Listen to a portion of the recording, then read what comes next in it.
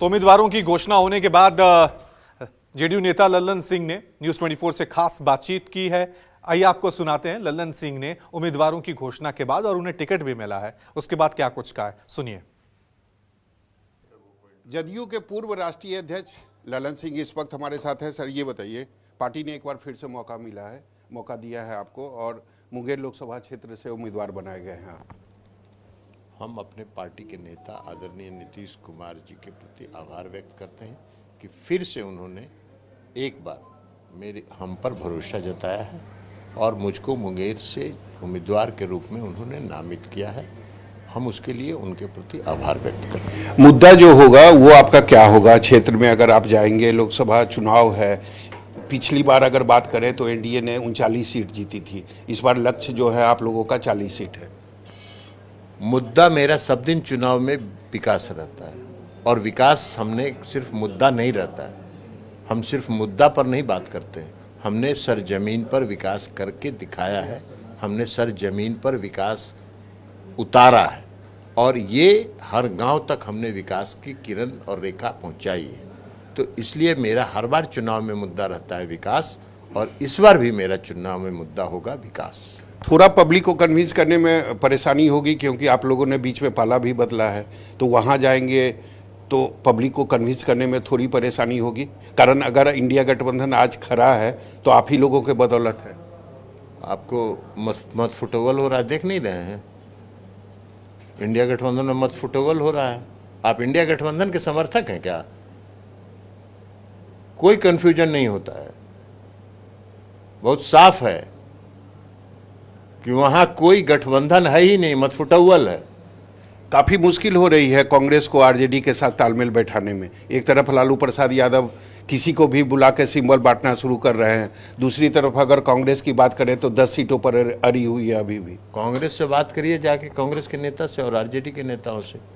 हमसे उस पर क्या प्रतिक्रिया क्यों ले रहे हैं, क्यों लड़ रहे हैं, किस कारण से लड़ रहे हैं, उनसे जाके बात करिए। सर, आपके खिलाफ जो प्रत्याशी उम्मीदवार जो मैदान में उतारे गए हैं, अशोक महतो बाहुबली भी हैं, खरमास में उन्होंने शादी की और उनकी पत्नी को उम्मीदवार बनाया है आरजेडी ने। हमको नहीं मालूम है कि कौन उम्मीदवार है, किसको उम्मीदवार बनाया गया है। हम अपना चुनाव लड़ते हैं, हम जनता तय करती है कि कौन मेरा प्रतिनिधि होगा, अंततोगत्वा जनता वोट देती है। मैं आपको अपनी बात बता सकता हूं कि मैं चुनाव लड़ूंगा विकास के मुद्दे पर।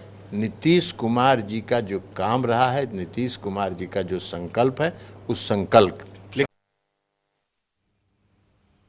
चलिए, इस खबर पे और ज्यादा जानकारी के लिए सीधा रुख करते हैं मेरे सहयोगी सौरभ का। सौरभ, जेडीयू की लिस्ट आ गई है, 16 उम्मीदवारों के नाम की घोषणा कर दी गई है, और लिस्ट को जो हम देख रहे थे, आपसे चर्चा भी हुई थी, ज्यादा फोकस पिछड़ा अति पिछड़ा पे।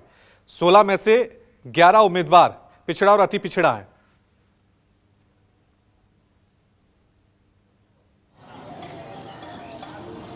ये बिल्कुल रवि, सबसे बड़ी बात है कि आपने देखा होगा जब बिहार में महागठबंधन की सरकार थी और जब नीतीश कुमार मुख्यमंत्री थे, तब जिस तरीके से बिहार में जाति आधारित गणना हुई और उसके बाद आरक्षण का जो दायरा है वो बढ़ाया गया, तो कहीं ना कहीं नीतीश कुमार की कोशिश जरूर रहेगी कि लोकसभा चुनाव में उसको भुनाने की कोशिश जरूर नीतीश कुमार की सरकार करेगी। और उसी को ध्यान में रखते हुए इस बार 11 जो उम्मीदवार हैं वो पिछड़ा और अति पिछड़ा जाति से आते हैं। तो निश्चित तौर पर नीतीश कुमार चाहते हैं कि उनकी जो उपलब्धियां रही है उसको भुनाया जाए, और पिछड़ा और अति पिछड़ा को ज़्यादा मौका भी दिया है नीतीश कुमार ने। और रही बात अगर सवर्ण की बात करें तो मैं आपको बताना चाहता हूं कि मात्र 3 उम्मीदवारों को मौका मिला है। एक भूमिहार जाति से हैं, एक राजपूत जाति से है और एक ब्राह्मण जाति से है, और 4 जो फेरबदल किया गया है, 4 जो नए उम्मीदवार को पार्टी ने इस बार मौका दिया है, उसमें से सबसे प्रमुख जो नाम है वो लवली आनंद का नाम है। जिस तरीके से आनंद मोहन जेल से निकले और उस वक्त भी ऐसा माना जा रहा है कि नीतीश कुमार मुख्यमंत्री थे और उन्होंने कानून में संशोधन किया था, और उसी के बाद ही जो आसान हुआ था आनंद मोहन का जेल से निकलना। और उसके बाद यह तय माना जा रहा था कि आनंद मोहन के परिवार से इस बार 2024 के लोकसभा चुनाव में जदयू के तरफ से कोई ना कोई उम्मीदवार जरूर होगा। तो उनकी पत्नी लवली आनंद को शिवहर से पार्टी ने उम्मीदवार बनाया है। दूसरा जो सबसे चौंकाने वाला नाम है वो कविता सिंह, जो सिवान के मौजूदा सांसद थी जदयू में, उनकी जगह पर विजय लक्ष्मी कुशवाहा, जो उनके पति रमेश कुशवाहा हैं, जो काफ़ी लंबे समय से नीतीश कुमार के साथ थे और कुछ दिन पहले वो उपेंद्र कुशवाहा की पार्टी में चले गए थे और मौजूदा समय में वो उपेंद्र कुशवाहा की पार्टी में प्रदेश अध्यक्ष भी थे।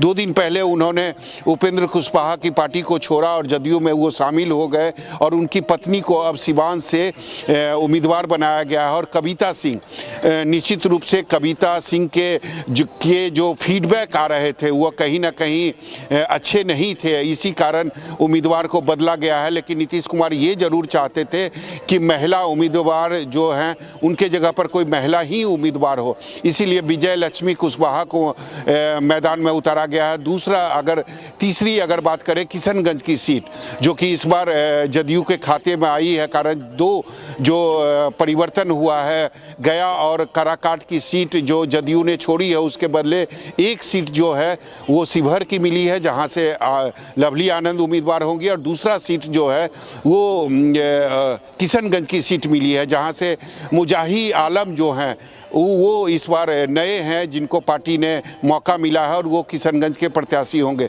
तो कहीं ना कहीं इस बार सबसे बड़ी बात है कि नीतीश कुमार चाहते हैं कि उनकी जो उपलब्धि है, जो जातीय आधारित गणना उन्होंने कराई है और आरक्षण का दायरा उन्होंने पिछड़ा और अति पिछड़ा वर्ग का बढ़ाया है, उसका लाभ उन्हें 2024 में मिले। और इसी को ध्यान में रखकर इस बार पार्टी ने 11 पिछड़ा और अति पिछड़ा उम्मीदवार को मैदान में उतारा है। जी सौरभ, लेकिन एक सवाल यहाँ पे, क्योंकि अब उम्मीदवारों की घोषणा हो गई है, नीतीश कुमार ने कुछ दिन पहले ही पाला बदला है और एनडीए के साथ गठबंधन किया है, लेकिन पिछले 2-2.5 साल के अगर नीतीश कुमार के सफर को देखें, जेडीयू के सफर को देखें, तो वो प्रधानमंत्री मोदी के खिलाफ कैंपेन कर रहे थे। वो कोशिश कर रहे थे कि इंडिया अलायंस एक मजबूत गठबंधन बने, और जैसे ही चुनाव नजदीक आए तो उन्होंने बीजेपी से गठबंधन कर लिया। बिहार की जनता इस पलटीबाजी को, इस बदले हुए चरित्र, क्योंकि ये पहला मौका नहीं है जब नीतीश ने इस तरह से दल बदले हो, चेहरे बदले हो, विचार बदले हो, लेकिन इस बार 2024 में आपको लग रहा है ये पलटी इतनी आसानी होगी, नुकसान देगी, फायदा देगी जेडीयू को?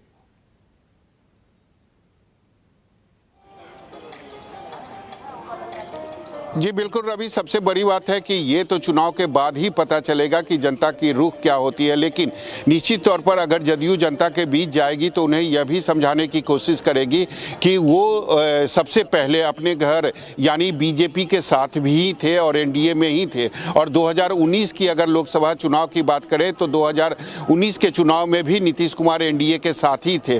तो निश्चित रूप से एनडीए जदयू के जो नेता होंगे वह यह जरूर जनता के बीच रखेंगे कि वो अपने घर उनकी वापसी हुई है, यानी सबसे पहले उन्होंने पाला बदलने की जो शुरुआत की थी वो एनडीए से ही की थी, और अब वो अंतिम समय में जहां, हालांकि नीतीश कुमार बार बार ये कह रहे हैं कि अब वो कभी आगे भविष्य में पाला नहीं बदलेंगे, अब वो बीजेपी के साथ आ गए हैं और एनडीए के साथ ही रहेंगे। आपने देखा होगा कि जब प्रधानमंत्री मंच पर मौजूद थे औरंगाबाद के मंच पर, उस समय भी नीतीश कुमार ने कहा था कि अब हम आपको छोड़कर नहीं जाएंगे, अब आपके साथ ही रहेंगे।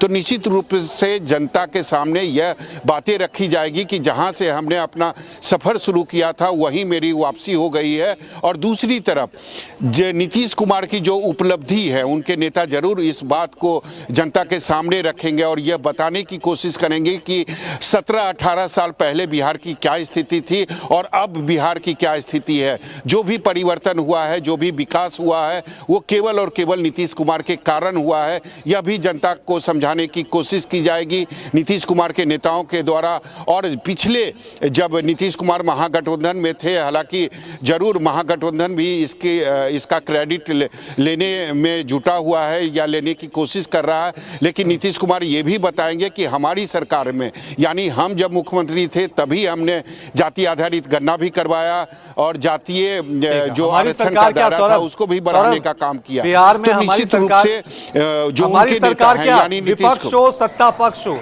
सरकार तो नीतीश कुमार की रही है, चाहे वो एनडीए में हो चाहे वो महागठबंधन में हो, सरकार हमेशा नीतीश की ही रही है। सवाल यही है कि यहाँ पे क्या खेला होता है, जनता इन सारी पलटीबाजियों को, इन दल बदल की राजनीतियों को, गठबंधन की राजनीतियों को किस तरह से देखती है। शुक्रिया सौरभ तमाम जानकारी के लिए।